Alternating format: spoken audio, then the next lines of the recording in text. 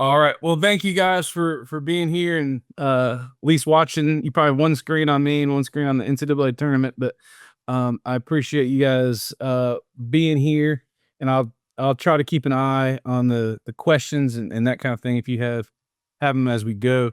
I got three back-to-back talks. This one starting with protecting your pressure packages. I believe in blitzing and bringing a lot of pressure, and but I like winning more than I like blitzing.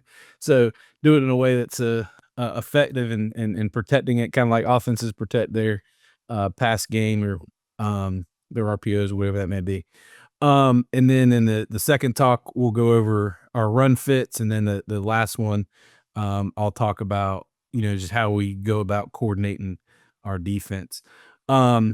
My phone number's been up there, and email. Feel free to reach out anytime if you have any questions. I love talking football. It's the best part of my job, and not talking to parents. So I will answer any questions as they come up or later if that or if you guys want any of this stuff. More than happy to share it. Ways to attack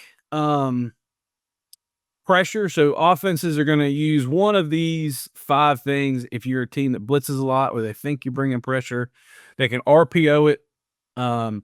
They can throw screens into it.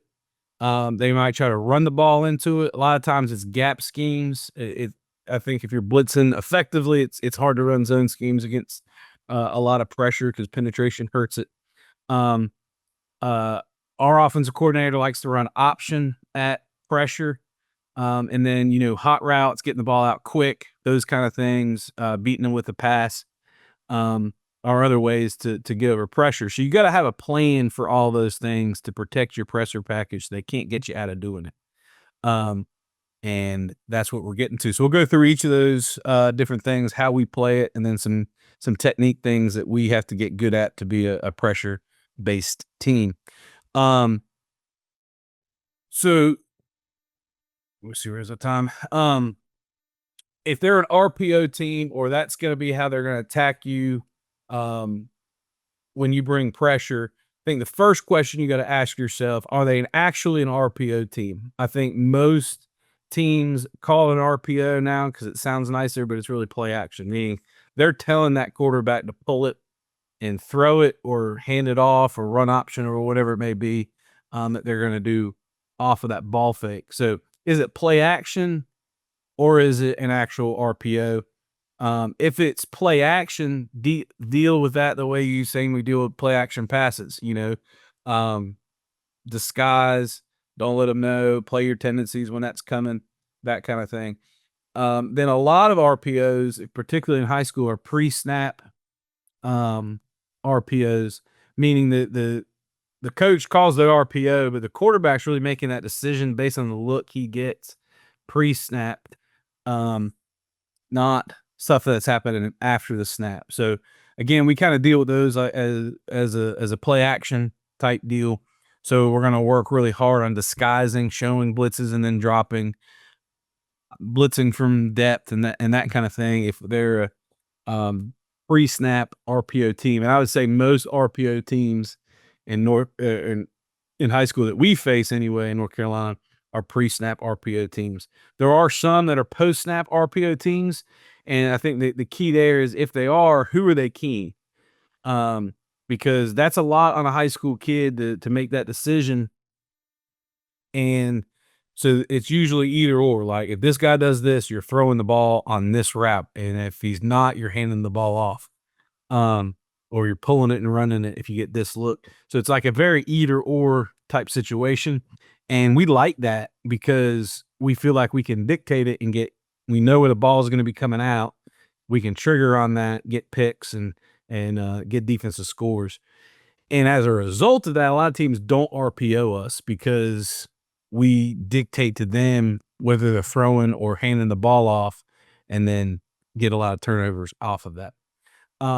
So what we're going to try to do is make their read wrong. We're going to play the RPO route with linebackers sometimes, DB sometimes, and even defensive linemen. And that way the quarterback has no clue who he's going to read. And then we're going to teach that 50-50 player how to play the RPO. So for example, will, roll a safety down to rob the RPO route,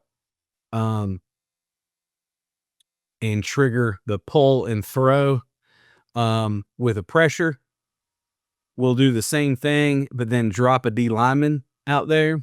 That scares the crap out of offensive coordinators. We'll call some kind of D line drop at least once a game, if not more, especially leading into a game against an RPO team, because it scares them to death because they're reading second level, maybe third level, and they're going to throw that ball out there. We have not got any picks in games, but we've gotten like 4 pick sixes in practice and spring ball and stuff against our offense, because most teams know that we're going to do this, so they just don't RPO us. Because it's too risky, and high school quarterbacks can't get all of that going on before they get hit in the face. We'll also drop an inside backer to an outside backer alignment to trigger that throw. Bring a DB to trigger a throw, and then keep the outside backer there. And that RPO. Those guys in red there have to know how to play those RPOs. The D linemen, we just run them out there. Tell them to hit the first thing that has the other color jersey, but everybody else has to get reps at how to play that RPO. So here's a big game. I really think this is more of a play action pass, but closest thing we got. So outside backer is coming hot right here. So it's an inside backer, but we're dropping a D lineman. So if we get a slant right here as like a true RPO hot route type deal, you're seeing 17's getting the pick. Well, he's got broken wrist, so he's probably going to get a drop, but it'll hit him in the head. And then here they go deeper down the field. Safety should have been there for a pick, but he's looking the wrong side. But again, we get a quarterback hit right there, triggered the throw, and we have an opportunity for a turnover. We weren't real good last year at getting those as we could have been. But again, I just want to show you something that we're not afraid to drop a D lineman.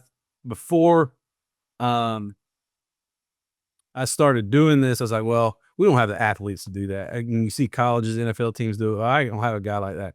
But this dude right here runs like a 5'8". He's actually playing O-line in college. But he's big, and we just told him to run out there to the first white color jersey. There he is. Get in front of him and hit him. And that's what he does. He does it pretty well. And that aspect right there protects your defense against RPOs most of the time. They're the same joker, plays offensive tackle now in college, and running out there playing a screen on a drop rule.